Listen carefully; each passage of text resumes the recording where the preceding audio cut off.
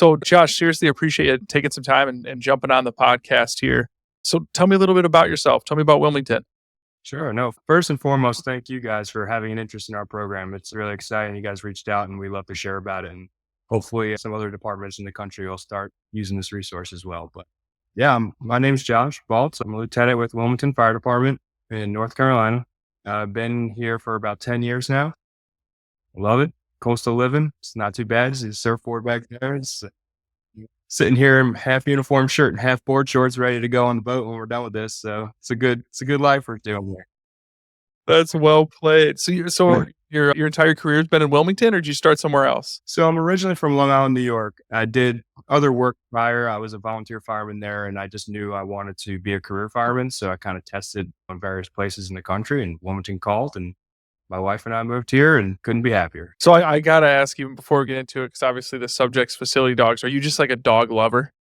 Oh, yeah. I've always had dogs my whole life. I've always been like a one dog at a time guy because I give them all the attention in the world. And yeah, I recently had a Doberman who was my best friend in the world. And yeah, now I got Jethro's Black Lab, and part of this program, I get to take him to work every day. I mean, it's pretty awesome. Like dogs are synonymous with the fire industry too. I mean, I think of like, and I honestly, I'm not even just saying this to make good content. I don't know the history of the fire dog, like the Dalmatian and all of that. I mean, do you know all of that background? Yeah. I can get on a little bit. I don't want to say anything wrong, but I do know, like, primarily everyone always thinks Dalmatians, fire department dog, and their main purpose back in the day was to protect the firehouses because their doors were always open. They didn't really have bay doors, and they had horses. And the Dalmatians were there to kind of keep the horses tame and protect them from leaving the fire station or people coming into the fire station. So their job was actually more or less security, not really like spot the firehouse dog. So yeah, so it's not like Sparky or whatever. Now every time I see Sparky, now I'm gonna give him the little side eye, knowing that. Yeah, I don't know. I know a little bit more than I did coming into this thing. So tell me about the facility dog program there and how that started at Wilmington. Sure. So it was it's kind of a couple different avenues that kind of came together to create where we are now. It was 2021, and our community here had lost kind of a significant member to suicide. He was from a neighboring agency, but was really well known in our community. And that agency specifically really stepped up on the mental health awareness in the aftermath of that. And it was all of us were like, all right, we got to do something, right? Something different. Because it was always tuck your feelings, deal with it. And obviously we're learning that's not the way. And then around that same time frame, like I was one of those guys who's invincible. No call in the world could bother me. I was, let's go, send me to the craziest thing you got, and we went to a call involving an infant, and it got me. It was a wake up call. Like, okay, you're not so invincible like you thought. And after that call, our department, they did like critical incident debriefings. They tried, and they had me sit down with a chaplain. So they brought a chaplain to our department, our station, had everyone going with them. And no disrespect to anybody in the world. I'm just not a very religious person. So for me, it was just kind of like more awkward. I'm like, this is not helping this. And so all of that together, our department created like a mental health and wellness committee to try to work on different resources. And like anything in the fire department, we're sitting around the table trying to figure out how to fix something instead of complaining about it, figure out how to fix it, right? And one of the guys that worked at my firehouse at the time, he had a service dog prior to his employment with the fire department.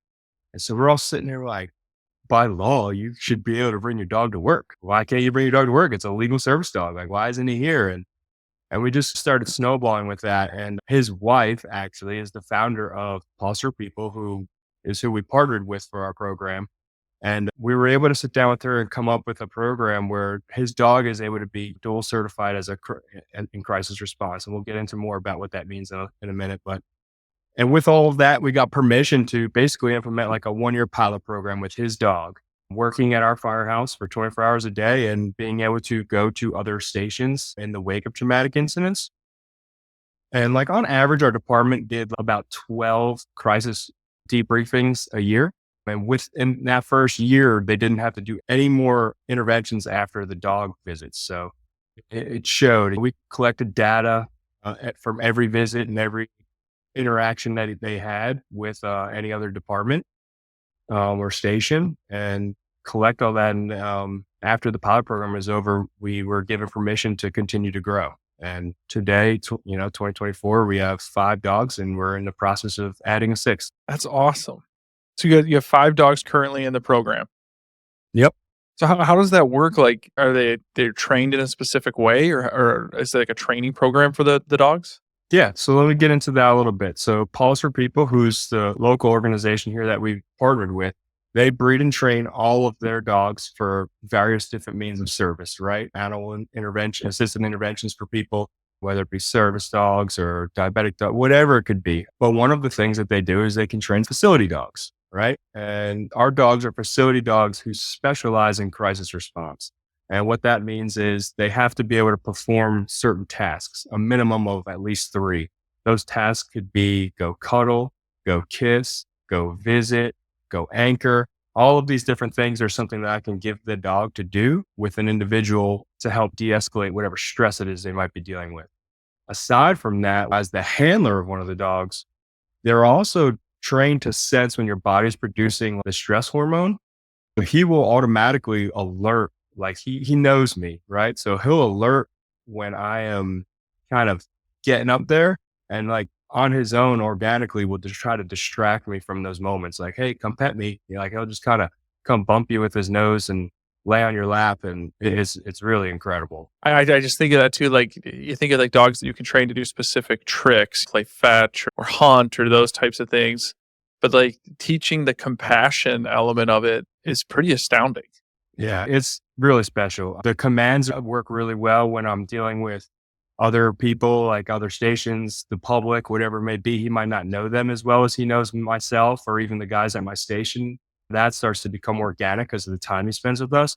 But the commands, like just being able to tell him what to go do and he'll just go do it. It's pretty neat. I mean, when it comes to the commands, like he can actually read. So I can hold a piece of paper that says stop, drop, and roll, like, and ask him to do it, and he'll perform that task. So any of the commands that he knows, he can be taught to read them. So it's just incredible. I mean, Paws for People has done an incredible job with their programs. How do they decide? Like, if you have 5 dogs, which stations they go? Are they in station like all day? No, so each dog is partnered with a handler, right? So my dog is Jethro. He comes and goes with me. So he comes to work with me. When I'm on shift for 24 hours, he's there. I'm his boss, his handler, if you will. When I go home, he comes home with me, and he's just our family dog. Just gets to hang out, play with the kids, go outside, live his best life, go on the boat, go for rides, go to the beach. And again, when we go back to the station, like he's at work. Do you almost have to like train the handler? Yeah, so you go through a lot of training. So we could start like the dogs themselves start training from about 2 days old.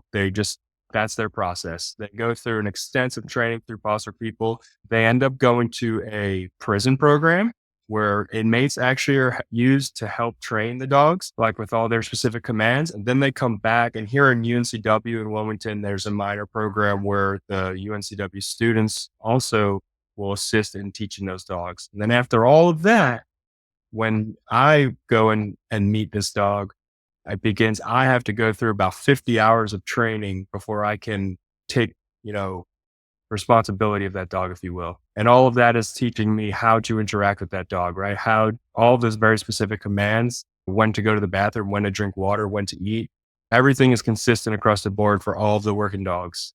So I went through 50 hours to gain that certification. And really all of that training is to teach you how to work with the dog, how to work them through all the commands they already know. And then you build that bond with that dog that you're working with as well. That's really neat. So what's the response been from other members of the department? I mean, I have to imagine the 5 handlers must love it. But like, what about the rest of the station and the community? So it's pretty wild because in the beginning, like when we first rolled this out, it's like, okay, it's a fire department. So you're going to hear all kinds of things, scuttlebutt from everybody, right? Oh, I don't hysterical, but you work through the challenges, you find the speed bumps and you push through. And now I can honestly say it's been one of the programs that we've implemented where I have not gotten any complaints back from firemen. It's really impressive, honestly. It's actually just the dogs being there alone, and I'm sure we'll get into this more later, has genuinely changed the culture of our mental health. initiatives, and I can explain more on that when we get to it. But it's really been welcomed so well. That's why we've been able to grow the program as far as we have. There is a line, like I think our program will probably cap at about 6 dogs total. So that gives us like per shift, right? So we have 2 battalions and 3 shifts. So we'll have 1 per battalion per shift, and it gives us 2 dogs on duty at all times. Like I will say, there's a fine line, right? You don't want to have like 30 dogs walking around, and then it could be too much. But so far, it's just been welcomed so well. I mean, like I personally work at a station now with the crew that 3 years ago, if you told them, "Hey, we're going to bring the dogs to the station," they'd be like, I don't need the dogs. I'm fine. Like, I don't need dogs. I'm good. I don't need that." But now, like, they're laying on the floor, cuddling with them, have them snuggling in the recliners, and even they have now started to call us to scenes, right? So when they go to a scene or they hear of another company, they're like, "Hey, maybe you should go check on those guys." And I guess that gets into where I say I think this program has genuinely changed some of the culture around mental health, because every year our team has received more and more calls for service, like responses. And I wouldn't necessarily trigger that to like more bad calls. I would say that the program has just reached more and more people are more open to receiving from it. And that makes sense. So, I mean, walk me through some of those specific like benefits that you've experienced. We talked about the mental health elements and the culture change. Absolutely. And I have to start with this. Like, I'll be the first one to tell you this is just it's not for everybody, right? Everybody needs different things to go through their challenges. Like this canine program is just a tool in our toolbox of the many resources that we offer. So I don't want to act like it's just a blanket, it's going to fix everything. However, to me personally, what I think is the biggest benefit of this intervention is that it doesn't require anyone to become vulnerable. So in this world where we're firemen and everyone wants to be tough and and work through their challenges, when a dog comes to visit in the wake of any kind of traumatic incident, we're not coming there to say, "Talk to me, tell me what's going on, how are you feeling?" We're simply just peers of yours, brothers and sisters of the same fire department. All of us are friends, and I'm gonna walk into that station, let the dog do his thing, and they're gonna pet the dog, hang out, and just science has shown that even just petting the dog will reduce that heart rate. And the goal is to take your mind away from that dark hole you're starting to go down and just bring you out of it. But I think that's what's allowed it to be so successful. People don't want to reach out for help, right? That's a big step to ask someone to open that dialogue box, which again, obviously we're getting better with, but this program specifically doesn't force anyone to become vulnerable. Yeah. When you talk about that, like in the firehouse, especially too, I mean, you think of it's a lot of men and there's a lot of like machoism Sure. associated with that. And like it just culture in general, it's difficult. I think when people talk about men's health issues it's easier to talk about the specific cancers that impact men and things of that nature than the mental health elements of it, because it's just that cultural challenge to kind of overcome that. Hey, we're a couple of guys sitting around talking about their feelings, Yeah. and does that fit with the kind of that high testosterone type approach to it? So I just think it's really like inspiring, and to your point, I really hope other people reach out, look at different opportunities like this. And I think you said it really well when you said that, hey, this is just one tool in the toolbox towards it, because it's going to be different. To your point, some people are very spiritual. Some people aren't animal lovers, and or have, may have allergies to animals or whatever the case is. What's that like? So that when you said you're getting calls, are you getting calls from other stations like that are saying like, "Hey, we just had a Yeah. rough call. Can you get Jethro here?" Yeah. Let me Or is explain it? how this. And do they call for themselves, or they call for somebody else? Like, "Hey, so and so could use your services right now." Great question. And that leads us to a great point. So really how like the way the program works is we have these dogs at specific stations, but if anybody goes on a call that could have any kind of traumatic response, right? A bad wreck, a death, fatality, child, anything like that, we can be activated to just go and visit that station, right? And it's happened numerous ways, to your point, where whether it's the officer of that station reaches out to the dog on duty and says, "Hey, do you guys mind coming by here?" Or one of the things that I think goes back to the acceptance of the program and how well it's been accepted is now like I could be home and I'm getting text messages from guys working at one station saying, "Hey, I just heard this station go to a drowning. You might want to check on them." And to me, it's like, that's huge because now we have other brothers and sisters looking out for other people, trying to put this resource in play where before, like none of that happened. Not to say that people didn't check on their brothers and sisters, right? Obviously, we always encourage that, but just more as each year goes on, we're seeing more and more people listening up and looking out for each other and setting those. But to get back to the point, yeah, so we go to other fire departments, we'll go to our stations, but we'll go really anywhere. We respond to all of our surrounding agencies, the Hanover County Fire, Wrightsville Beach, the police department. We've gone to the hospital, our 911 dispatch center. We've been there for anyone, and we go to the public. We've used them numerous times on scenes of incidents because they are allowed to ride in our rigs, so they can ride to a call. Or if another rig is at a call and they're like, this is a tough one, maybe you guys should come over here and we'll go do that. So really, it's wide open. However we can help, we're going to help. There's really no, I don't want to say rules like this. If there's an opportunity to make a difference, we're going to take that opportunity. I think of, I mean, it's just like such a wholesome solution. It's very creative, but you think of a lot of people turn to some really dark things to get through tough times. I mean, it's very unhealthy. I just can't think of a more wholesome way than be like cuddle. Like the instruction for a dog to go cuddle with somebody. Your description of the kind of the culture change of people saying we don't need a dog to then rolling around on the floor. It's neat visualizing that kind of a change, and almost like that dog, like you just think of it kind of almost melting these individuals down. Yeah. And that's just such a powerful, powerful thing. I have another point that kind of goes with what you're saying. And it was sent to me in a text message one day, and it hit hard. And we had an incident, and at that incident, like in the aftermath of that, we had, I think 3 or 4 of our dogs were there, and someone sent a text talking about the handler specifically and how 2 or 3 of our handlers are senior members of our department, meaning 25, 30 years on the job. Goes back to that old traditional way. You know, they came up in that world of suck it up, buttercup. And to see them taking part in a program like this is also inspirational. And I think opens the door up to so many other people who look up to them.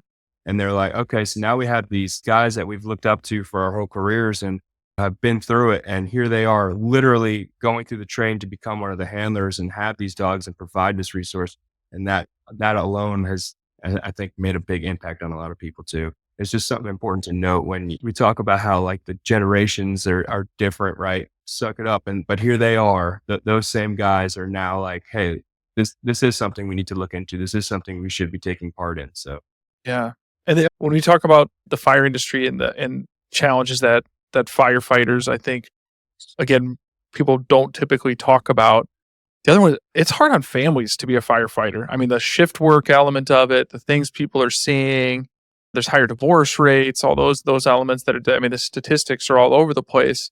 Would your spouse or some spouses of the firefighters, or do they see some of those impacts of this program? Like, coming home, a better partner, or dad, or mom, or whatever the case is. Sure. I mean, I can speak on myself personally, and I'm very lucky because I get to have this dog with me every day. So it definitely benefits me more than others. But yeah, like this job will weigh on you, right? And as our family began to grow for a long time, I was a single guy or just married with my wife, no kids or anything like that. And this job it's just, let's go. It's fun, right? And then those moments that we spoke about earlier start to hit and your outlook starts to change. And now I have 2 kids, a 3-year-old and a 1-year-old. And you run 5, 6 calls at night, or you run a fatality, you run these things and you come home and next thing you know, it's like, all right, well, my wife's going to work and I got to pick up the kid and just go right into dad duty. And that can become really challenging. And go back to like the wake of when I lost my other dog. That was really hard. It was like one of my children, and I had a lot going on at work too, kind of put a lot on my plate at once. And it was just getting to the point where I was coming home. I was struggling. Had the birth of my second child, and I didn't really do well with that. Right. It was hard. At the time it felt like it was like an inconvenience. Right. And so between work and that, all I wanted to do is go to work.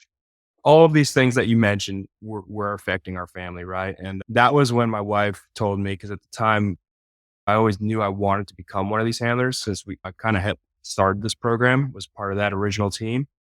And she was like, you need to go do that. You need to go work through this, and working through this program and getting to have that has just been incredible. It definitely makes a difference. It drives my wife crazy. The dog really just loves me more than everybody, and he's just always me. But he gets a lot more love than most people in the house. So that creates its own other animal problems, but it definitely makes a difference for sure. That's awesome. Well, tell me about the future of this program then. So what's next for this? Or if someone's considering learning more about it, what do they do? Yeah, absolutely. So, I mean, we'd field phone calls weekly. Like our neighboring agency is actually about to start the same exact program. We just went and met with another agency a couple hours away last week. They're trying to start a similar program. I get phone calls from all over the country. It's incredible. I love it. I'll take those phone calls any day. If we're able to help somebody implement a resource like this, reach out to us, and I'll give you my contact or my email. You can put it on at the end, and if we can help them get it started, we'll help them. It's it's been a huge resource for our department, and it's changed a lot of the way that we do things.